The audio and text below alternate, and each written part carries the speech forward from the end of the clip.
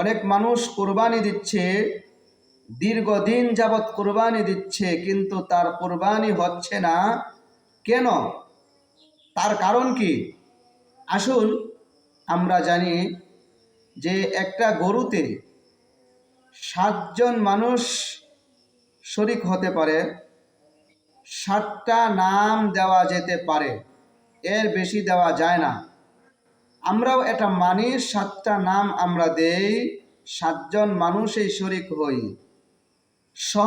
সহজের জন্য আমি বলি, একটা গরু যদি 70,000 দিয়ে ক্রয় করেন, 70,000 টাকা দিয়ে যদি একটা গরু ক্রয় করেন, আর 7 জন মানুষ মিলে 70,000-এর মধ্যে 10,000 টাকা করে ভাগে পড়ে, 7 জন মানুষ মিলে 10,000 করে টাকা দিয়েছেন, 70,000 টাকা, আর 7 জন মানুষ মিলে 7টা নামও দিয়েছেন, তো কুরবানি হয়ে যাওয়ার কথা। কিন্তু দেখা যায় এখানে একজন মানুষ এমন আছে, সে যে 10,000 টাকা দিছে, ওই 10,000 টাকা 2 জন মিলে দিছে। নাম দিছে একটা, কিন্তু আরেকজনকে তার সাথে টাকায় অংশীদার করেছে, টাকায় শরিক করেছে।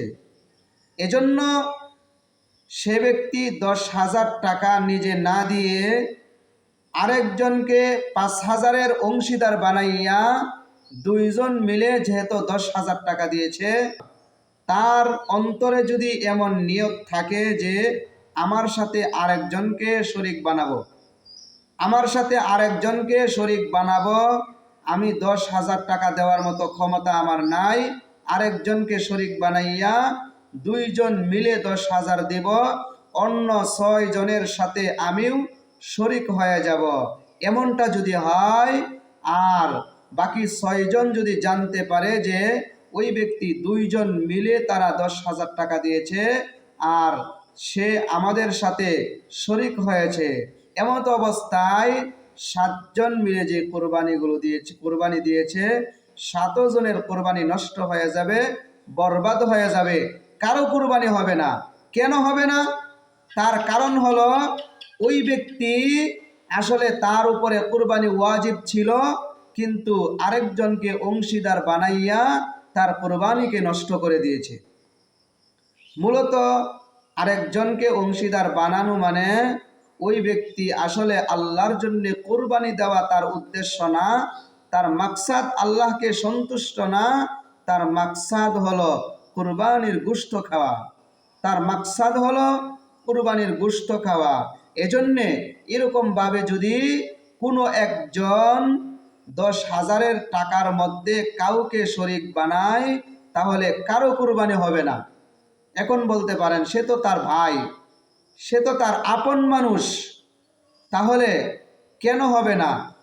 আমি বলবো, যদি এতই আপন হয়, যদি এতই আপন হয়, তোমার ভাই হয়, অথবা তোমার আপন বন্ধু হয়, অথবা তোমার আপন বাবাই হোক না কেন, যদি হয়, কুরবানির গোশত দেও, বন্টন না করে দিয়া দাও, টাকা তার কাছ থেকে নিবা না।